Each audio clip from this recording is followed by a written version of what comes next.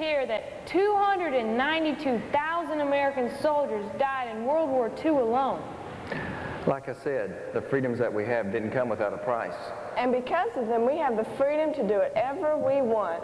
Well, not exactly. Freedom doesn't give us the license to do whatever we want.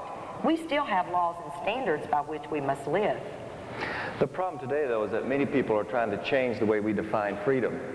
Using our political system, they're trying to change much of what has made us a great nation. Is that what it means to be politically correct? Where did you hear that term, sweetheart? In school. We had an assembly, and the person talking was saying that something was politically correct and that something else was not. Political correctness is different altogether.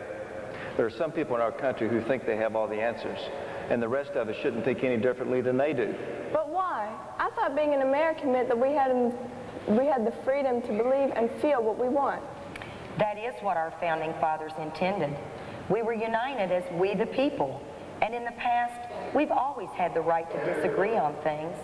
But today, there are many groups who have tried to take away that freedom in favor of their own particular self-interest. Just look at the newspaper. This group demands justice. This one demands equality. This group is fighting for their voice to be heard, and another wants another's voice to be silenced. That doesn't make sense. If you take away someone else's rights to speak up, then eventually you'll lose your rights to speak as well. And it's the very freedom that we have in this country which allows them to try to take away someone else's freedom. There was a time when our country spoke as one voice, and that was largely because we were listening to just one voice, the voice of God.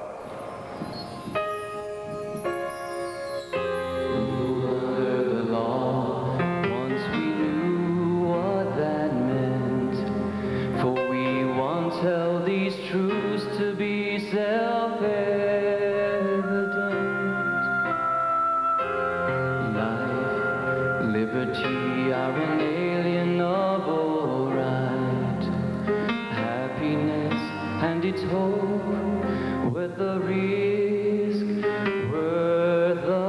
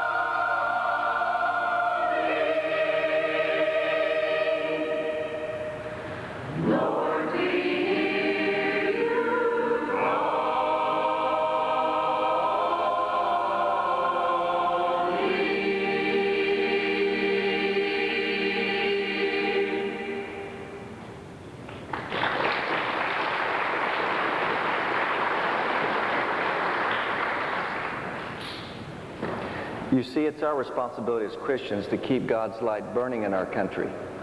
We need to remind people that we are one nation under God. But how does that fit in with the separation of church and state? Our founding fathers wanted us to have the freedom of religion, not freedom from religion. They were very clear that they put their trust in a power greater than themselves. The light was there at the start, freedom's light. And with God, it was freedom's holy light. It may have dimmed a little along the way, but it hasn't gone out. And with it, we can bring the light back into this country. How? By being the people the Lord calls us to be. He wants us to be salt in this world. He wants us to say to our country that we do indeed believe in God we trust. We have to hold the light of Jesus high. High like the statue we'll see tomorrow. Yes, just like the statue.